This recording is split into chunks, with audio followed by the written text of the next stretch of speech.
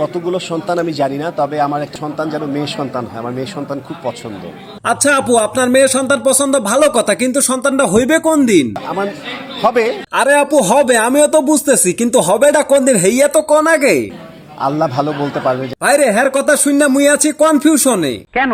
আমার মতো হয়তো আপনারাও ভাবতেছেন এটা তো বেড়া একটার বেড়ি, কিন্তু না, এটা হচ্ছে বাংলাদেশের নোবেল প্রাপ্ত সুদর্শন পুরুষ। আমি বিশ্বাস করি না। বিশ্বাস না করলে উপায় নাই, এই যে দেখেন এই অ্যানাকোন্ডার সাউলটা নাকি বাংলাদেশের সুদর্শন পুরুষ, হেরাতে আবার নোবেলও ধরাই দিছে। বাইরে মুই যদি বিচারক হইতাম হের হাতে নোবেলের জায়গায় একটা নুনুবেল ধরাই দিতাম, কারণ হের শরীরে হারকিন দিয়া খুঁজলেও নুনু পাইবেন না।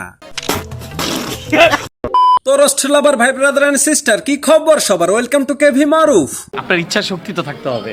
ইচ্ছা সত্যি আমার দুটো সন্তানই যথেষ্ট, এত পালতে পারবো না বাবা। দেখছেন ভাই, হ্যারে দেখলেই লাগে বেড়া একটার বেডির মতো, হ্যাঁ নাকি বাংলাদেশের সুদর্শন পুরুষ। এখন আপনাদের মনে একটা প্রশ্ন কাতুকুতু দিতে আছে, মুই নিশ্চিত হ্যাঁ লিঙ্গ ছাড়া সিংহ হয় কেমনি? সঠিক বলেছেন। দেখেন তো হের থতমাখানের দিক চাইলেই তো বোঝা যায় এ আস্ত একটা মাতারি, শাড়িটা পরাই দিলে হয়ে যাবে বউ। আপনার বউয়ের শাড়ি পরে কি আপনি রিল ভিডিও বানান? না, ও শাড়িই পরে না, বেসিক্যালি ও কখনো শাড়ি পরে না।